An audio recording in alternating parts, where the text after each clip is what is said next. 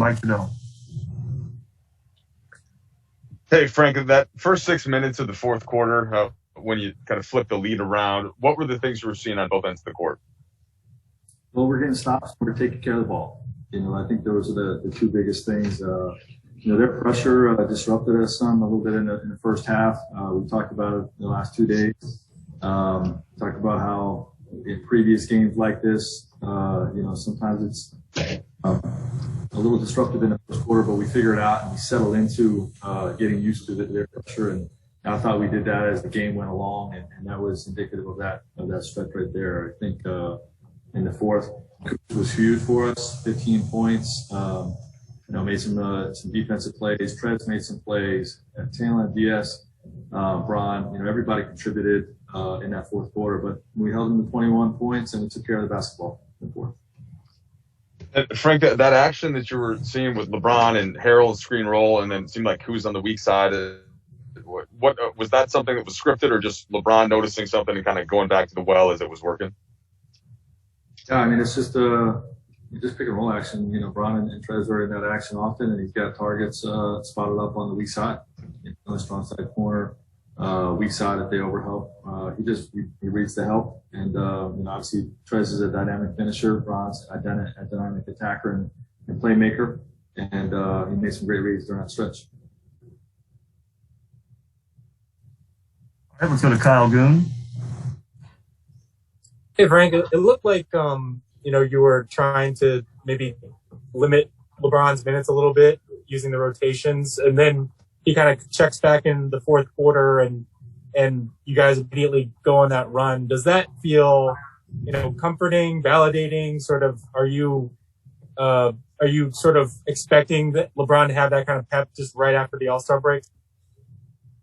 It's actually something we've done, coming into the break, the final few games. We wanted to use rotation where instead of him coming out at 6 and playing that normal rotation, with Anthony out, with Mark out, maybe it makes sense to just look at extending his third quarter, playing him down toward the end of that, and then giving him the first couple minutes of the fourth off, and then bringing him in about the 9-minute mark to close the rest of the way. It's something we looked at. We liked it going into the break. Decided we want to stick with it and see how it looks tonight, and he was able to come back in fresh and help us close the game out. David Miniman. Right, 2 quick ones for you. First, Anthony, what's your reaction to the reevaluation news and where he stands now? Yeah, we anticipated it's going to be a little bit of a build-up. Once we get back, so we'll be patient. We'll continue to compete and win games, and we'll all be very excited when we finally get him back. And secondly, obviously, it's been such a year for Kuzma in terms of showing other parts of his game. We've talked about the defense, the steals, deflections, the offensive rebounding. What can it take for him to be able to do both, like he did tonight, to score and do all those other things? That's what we need from Kuz. We need that type of performance, efficiency on both ends. On a consistent basis. He's capable. He's shown that he can really help us. He helped us win the championship last year. So, he's one of our most important players, and it's my job to make sure we're putting him in the right position to succeed. His role doesn't change if he starts or if he comes off the bench, and he's going to impact both sides of the ball. Laura.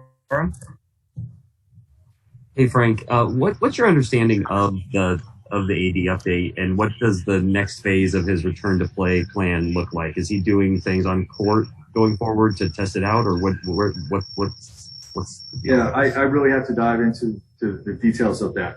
I'm not sure what the specifics are yet, other than he's going to begin the build up, and we're eager to get him back. Dan Wiki, please. Frank, 2 quick questions. How's Alex after that? It was kind of a nasty spill. And then secondly, on that play, it looked like, even though he was able to stay in the game, it looked like Trez was kind of grabbing at his back a little bit too. I don't know if you had updates on either of those guys. Yeah, I didn't get anything on Trez. I think Trez is good to go. Alex obviously was not able to return. Is not in the concussion protocol, but is still being evaluated for concussion, but is not in the protocol currently. All right, we have time for two more. Let's go to you. Hey, Frank. You guys had 54 points in the paint and a season high 39 free throw attempts. When you're not shooting the ball well from deep, is this kind of the blueprint of how you want to be playing offensively, putting a lot of pressure on the rim, and that can kind of offset some of the three-point shooting struggles? Somewhat. We always want to be in attack mode and attacking the paint and the rim first, and then playing paint to great basketball when help comes. We don't want to force at the rim or on the perimeter. I think the free throw attempts are more indicative of Indiana's style of play. They foul, they're one of the highest fouling teams in the league. So if you're aggressive, playing through their pressure and attacking the paint, their bigs pick up a lot of fouls. So I think it's more about their style of play, than what we're doing. We're always going to try to attack the rim and make great reads when we get to the paint. All right, and last question, please. Hey, Frank, you said when AD re-aggravated his injury in Denver, first thing, we're going to win some ball games. This win puts you guys just above 500, 8-7 without AD. Is that a number that you watch and that's important to you and that you bring up with the group? No, I'm looking at it. We're starting the second half of our season tonight, so we're 1-0 during that stretch. Nobody was happy with how we finished going into the break. Yes, we had some difficult circumstances with playing some hot teams and losing a couple more starters in addition to having AD out. Which set us back a little bit. We just got to play through that and put that stretch of it behind us. And we're still undermanned right now, and we're going to be for some time. So we just got to compete and win games. Right now, we're 1-0 in the second half, and in a couple nights we'll try to go 2-0. All right, Coach. Thank you for your time. Okay, thanks.